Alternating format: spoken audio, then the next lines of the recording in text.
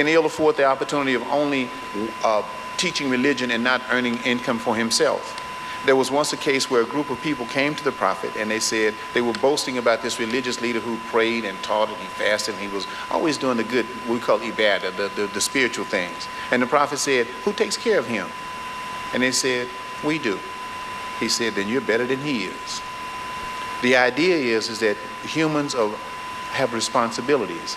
Those responsibilities are to themselves and their near and dear ones, but they're also responsible to those who are fellow human beings. And it doesn't matter what your race or what your ethnicity or what your religion happens to be. As Muslims, we have that great responsibility. Omar says if a man died in a far-off land because of starvation, it's Omar's responsibility. He'll be held accountable for it. And so leadership places us there in that situation. But again, balancing it out, realizing that we are spiritual creatures who are living a physical life, and in doing so, we are required to gain physical resources to take care of ourselves. But the greatest thing that we can do with those resources is to give them away. For on the day of judgment, then we'll be held accountable for that which we give. And when we give, the prophet said you should give with your right hand so secretly that your left hand doesn't even know what you're doing.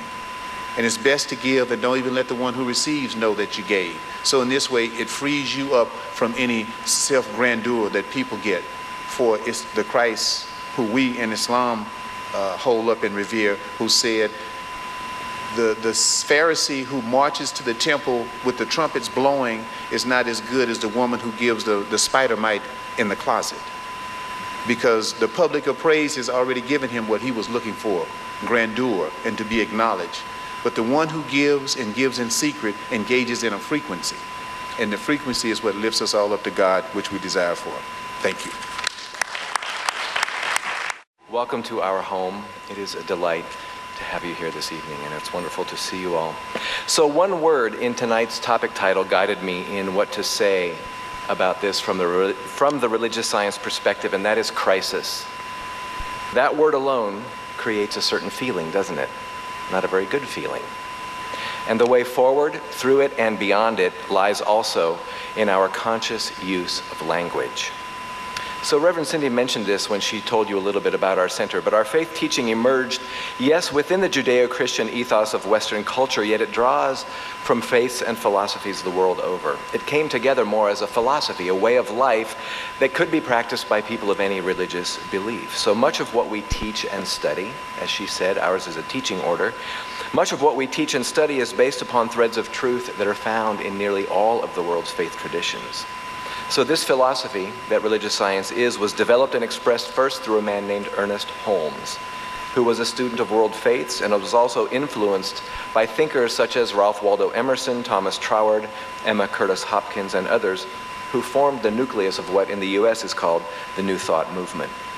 So it is precisely our collective belief as human beings that economies can be in crisis that leads to economic crises. We very much believe that the language we use expresses our deepest beliefs, and that in life it truly is done as we believe. So the main text that we use in this teaching is called The Science of Mind, written by Ernest Holmes. And in The Science of Mind, Ernest Holmes wrote, "When we learn to trust the universe, we shall be happy, prosperous, and well. We must learn to come under that divine government and accept the fact that nature's table is ever filled. Never was there a cosmic famine." What he's affirming is the truth of universal supply in the mind and in the heart and life of God. So in order to address this unique experience that many of us are having during this past few years, in my public ministry I've carefully used words like downturn instead of crisis. I'm fond of using the word interesting instead of stressful or difficult. Because when we open our thinking and give an experience, even an experience that we would initially term negative, when we give it a different label, we're on the road to transformation and triumph. Our teaching understands that human beings created money and everything that money is involved in. God knows nothing of money. God knows nothing of big or small. And since we invented money and we invented economies, it follows that we also make up times of economic crisis along with times of economic plenty. We thought and acted ourselves into this mess. We have to think and act ourselves out of it. Each one of us is expected to inspect his or her own relationship with money and the economy, to figure out where we might be participating in perpetuating whatever struggles are happening, and to clean our own house accordingly. Religious science does not teach or believe in irresponsible or unethical behavior around finances. It does teach a truly profound philosophy of personal responsibility and accountability, because it teaches that our life experiences are in large measure the result of our own thoughts, beliefs, and attitudes. If that is the case, then it is up to us to have a better experience. Religious science also contains at its very core a teaching of infinite abundance, that the universe is a place of plenty because its creator is the essence of infinite supply. And the way for a human being to experience that infinite bounty is to, 1, understand that it is available, 2, be open to receiving one's own share of that infinite supply, and 3, to give abundantly. In other words, to keep it in circulation. So to move beyond and through an experience of lack, one must turn to the spiritual truth of the infinite bounty of God, and then, in Ernest Holmes's words, open a receiving center. And so he wrote, "There is nothing in the universe that limits you, or that would or could desire to limit you. There is nothing in the universe that withholds from you, because in doing so, it would withhold from itself. You are some part of its purpose, therefore. The Spirit seeks, urges, pushes against you to fulfill itself. No matter how abundantly the horn of plenty may pour out its universal gifts, there must be a bowl of acceptance, a chalice of expectancy, or the gift cannot be complete." Giving and receiving are aspects of one energy.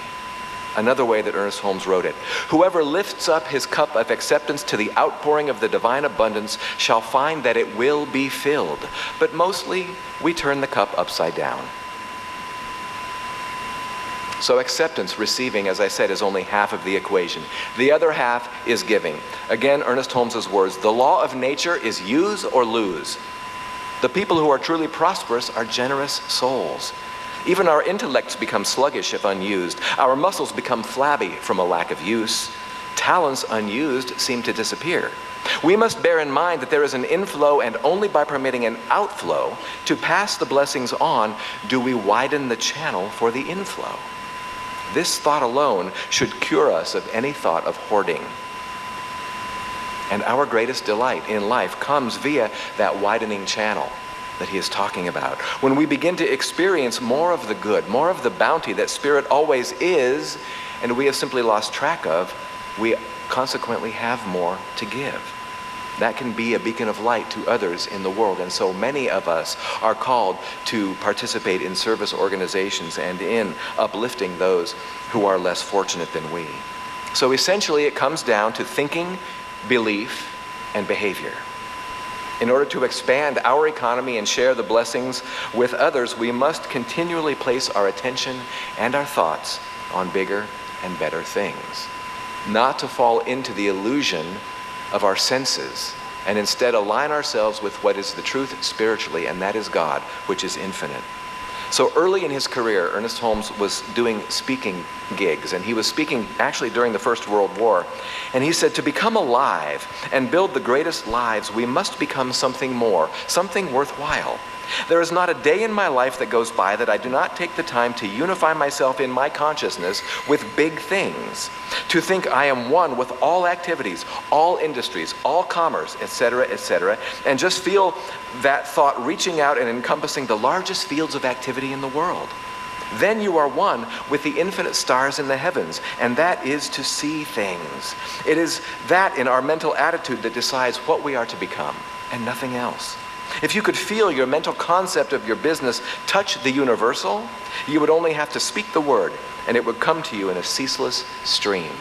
We identify ourselves with the infinite and we act accordingly. That expands our experience, and then that allows us to help others uplift their experience as well. As you change your thinking, you change your life. So change how you think about the economy, and you will change the economy. And so it is.